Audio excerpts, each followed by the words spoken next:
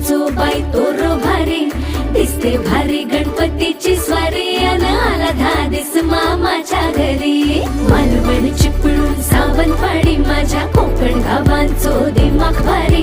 दिसते भारी गणपतीची स्वारी माझ्या कोकणा वाटे तुम्ही वलवा गाडी धमाधमान हाका गाडी माझ्या कोकणचो रस्तो नागमोडी कारी नये